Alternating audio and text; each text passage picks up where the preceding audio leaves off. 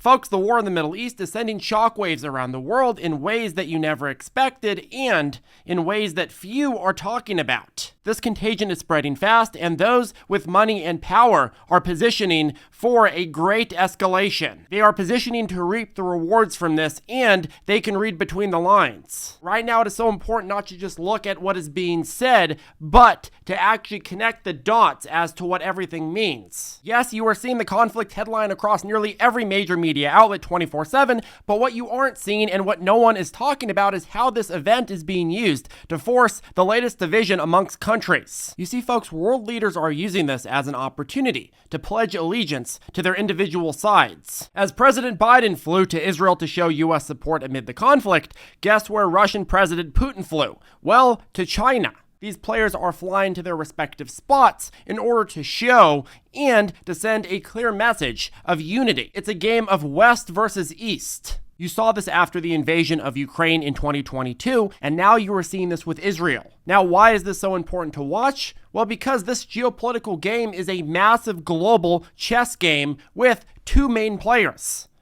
And in order to understand what those main players are planning on doing next, you have to understand how they're moving the chess pieces around. We've been showing and breaking down the receipts about how big money here in the United States is moving their money and how they're repositioning themselves in accordance to what they see coming in the coming months and years. But the trend is so clear everywhere. It's like the big elephant in the room. Right now, folks, global leaders are using these conflicts in Israel and Ukraine as test conflicts to see who is going to have their back when they pursue their own political interests. Next being China's invasion of Taiwan. China, as of right now, has a record number of fighter jets flying around Taiwan, and let me tell you, they aren't doing this for funsies. In today's video, I'm going to present you with the latest. We're going to talk about how you can both protect yourself and hopefully make some money in this environment like the big money is doing, and we're going to do our best to keep you informed. But first, a quick plug. If you look in the description down below, there is a link at 8 a.m. Eastern tomorrow morning. That link is going to take you to a report on our newest top idea. The top idea will not be revealed until that report goes live. And again, you click it at 8 a.m., you're going to see it. This is a new thing that we're trying, and the only way you'll be able to access that is, again, with that link down below. Okay, let's get to work. So right now we are at a point where we are essentially waiting for the next step in the escalation. Every day more strikes hit into Gaza, and we get closer to what is likely to be a full-blown ground offensive. Now, here's the thing. Every single second that this conflict escalates without resolution, it sows more and more rifts between world powers as well as politicians here at home, as well as citizen populations. And this is exactly what big money and global interests are banking on. They are using this to their advantage. I'm not going to speculate and say they want this to happen, but at minimum, they certainly are using this to their advantage. Now, obviously, horrible situation for all the innocent civilians caught up in both sides of the conflict in the Middle East. It really is unthinkable. I hate hearing all of these horrible, tragic stories that are coming out of the region. But again, for those in power, the competing powers in DC, in Beijing, in Moscow, in Tehran, and those behind the scenes with the big money and influence in those countries, well, they are essentially playing this like a game of chess. They do not see this situation as human lives. They see this as a board game to gain power and influence. And that they are doing. Let's talk about how China is using this to advance their own geopolitical interests. On October 16th, 2022, President Xi of China said at a party meeting it will never renounce its right to use force over Taiwan. On March 13th of this year at the National People's Congress in Beijing, President Xi called for reunification with Taiwan. He stood and proclaimed to several hundred of the most powerful Chinese heavyweights that he was going to get it done. Now it is October and President Xi is preparing to do exactly what he promised. He's not so subtly increasing military presence and pressure on Taiwan. As reported by NPR, a record number of Chinese fighter planes, 103 of them, flew around Taiwan in just one day. Why are fighter planes flying around Taiwan? Is there some new threat that Taiwan has to the mainland, to mainland China? Of course there isn't. The reason they're doing this is because China is testing the waters for a future full-scale invasion. And this is how you do it. You slowly start increasing that presence. Just like how Russia did it, China right now is studying intensely how the world reacts as they increase their presence, and they are preparing to deal with the ramifications of a full-blown invasion. This is from Reuters, quote, "In a war with the US over Taiwan, China would need to create a global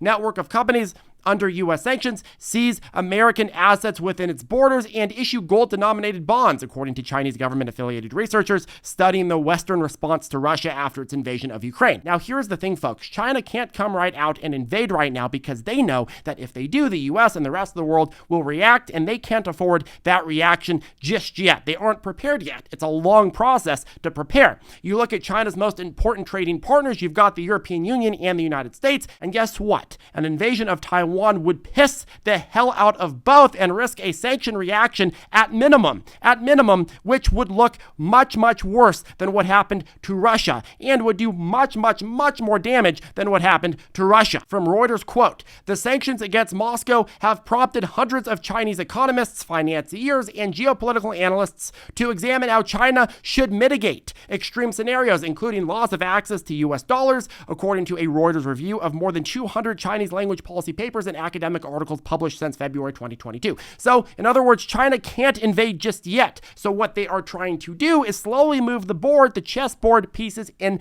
their favor so that they can be in the future in a more appropriate position when they do decide to strike. And how are they moving the board pieces around? What exactly are they doing? Well, by building closer ties to enemies of the West. Over the past few decades, China and Iran have developed a broad and deep partnership centered on China's energy needs and Iran's abundant resources, as well as significant non-energy economic ties, arms, sales, and defense cooperation, and most importantly, geostrategic balancing against the United States. And folks, if you do some research on this, well, guess what? This cooperation is paying big dividends for Iran's geopolitical interests. From the NY Post, in the wake of the bloody weekend T attack on Israel, China has effectively thrown its lot in with Hamas, a clear indication it sees its interests in the Middle East as bound up with those of Iran. China even refused to acknowledge the fact of an attack on Israel in the first place. However, at the same time, China has repeatedly condemned Israel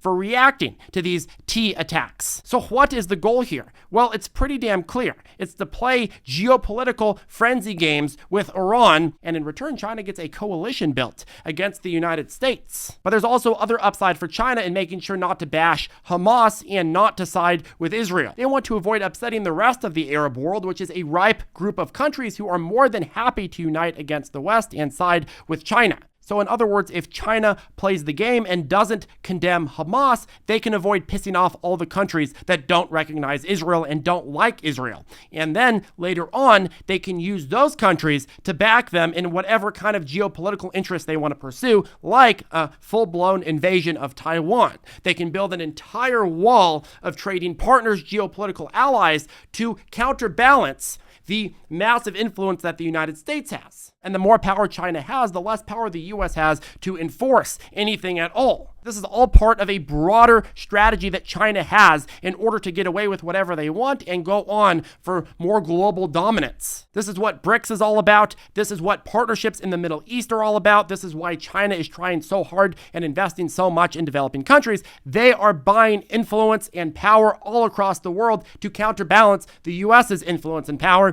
And quite frankly, they're doing a pretty good job at it. Now let's talk about positioning, which, by the way, make sure to position yourself in front of that first link down below at 8 a.m. Eastern if you want to have our latest trade idea and report. But the biggest winner of this new Middle East crisis, in my view and in the view of markets, is likely to be oil and energy, and to a large extent is likely going to drive a new round of inflation. Here's the thing.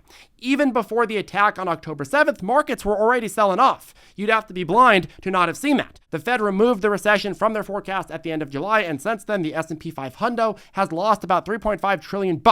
We are now just 1% shy away from a recession. And before this crisis, you could have made the argument that, okay, well, markets are just kind of selling off, they're cooling down, because if the Fed is going to keep rates higher for longer, well, that means that there's not much for markets to rally on. However, now you're in a completely different situation where not only are we going higher for longer, but at the same time, we have a whole new wave of inflation drivers that are just over the horizon. Today's Middle East crisis has a lot of parallels to the world that we had in 1975 1973 that sparked the oil shock that caused the last big inflationary spiral. You see, on October 6, 1973, Egypt and Syria attacked Israel, which of course is in sync with the Hamas attack on Israel that happened on October 7th, 2023. It happened October 7th, 2023. The other one happened October 6th, 1973, about 50 years apart. The reason they did it one day later was because it was a Jewish holiday. Again, there are no coincidences with pre-planned geopolitical events. Hamas and really Iran are sending a message that it's time to unify once again against Israel and the West again. It's time to build a coalition against the West.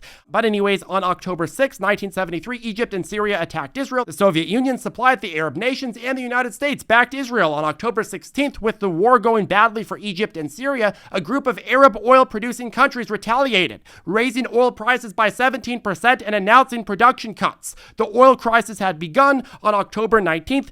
The Organization of Arab Petroleum Exporting Countries proclaimed an embargo of oil exports to nations supporting Israel. By the end of the embargo in March 1974, the global oil price had quadrupled from $3 per barrel to nearly $12 per barrel. U.S. prices were significantly higher. Now again, listen to that. By the end of 1974, global oil prices had quadrupled. Now, this time around, you have no Soviet Union, but a lot of the other players are the same, and now we have China in the mix as well. And if China invades Taiwan, you can expect not just higher oil prices, but mass-scale shortages of many everyday items that we rely on China for the supply chain of. An invasion, of course, would prompt a drastic reduction of trade between the US and China and its allies, and since it's cheaper to make most products in China, which is why we do that in the first place, well, that means we are going to be paying substantially more for everything, and of course, at the same time, oil prices will continue skyrocketing, causing an inflationary spiral everywhere.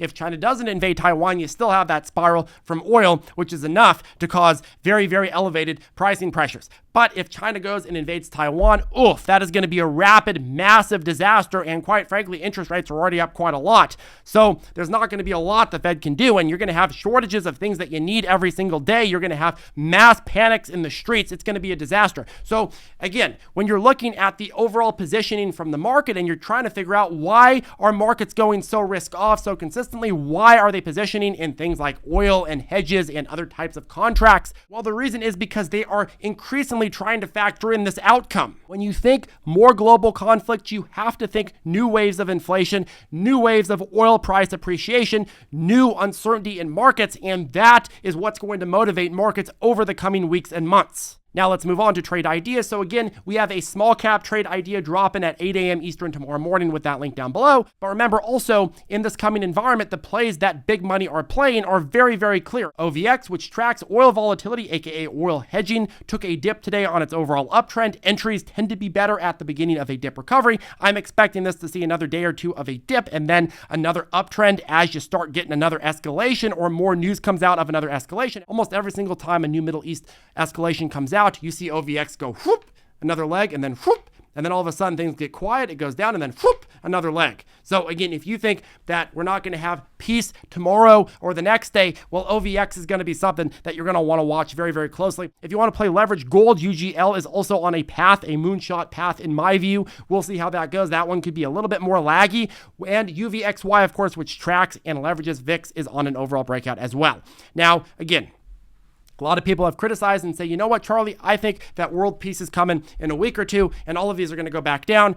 I disagree, unfortunately. And if you also disagree, that means that you got to have these atop your radar. Unfortunately, that is what I see the big money doing. That is what we see evidence of everywhere. And that is what history backs up. Unfortunately, I believe that things are going to get way worse before they get better, and I think that it helps to be prepared. Anyways, folks, that caps off today's video. Make sure to hit that ravishing like button and subscribe if you found value in it, and we will see you in the next one.